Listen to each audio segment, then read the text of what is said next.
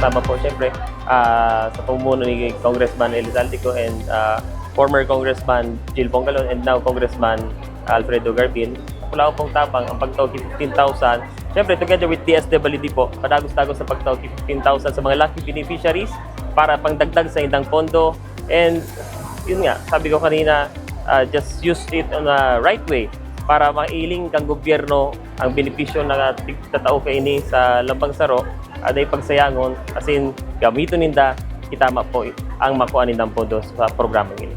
Grabe po ang pagpapasalamat kang mga natabangan, lalo na po digdi sa Bakakay. Nakulong po ang natatabangan kang Ako Bicol, lalo na kay Kong Saldi na siya naginguha, nag-inisyatibo kung paano ini mapababa digdi ining pan para sa mga nagtitirios na halos baga grabing pangangay po digdi sa mga remote area na di nakakasabay sa mga middle class. Na ining kadaklang po digding natatabangan, itong mga talagang tios na pamilya nagpapa-eskwela, dagdag ini puhunan para sa inda.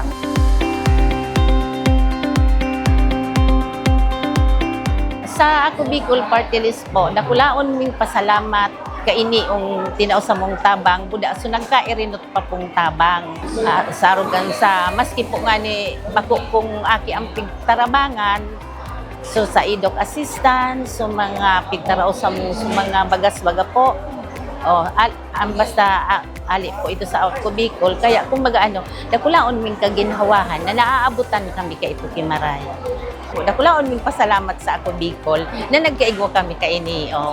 Kaya sana tuloy-tuloy pa.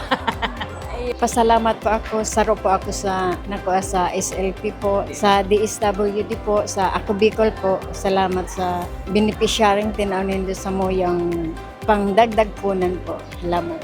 Salamat po sa Ako Bicol, bako lang sa bulong po, sa business ko, business ko, wow na ako talaga ma'am, sabi ko talagang papalaguin ko ito hanggat makakaya ko kung anong pwede kong pagkakitan. Salamat po!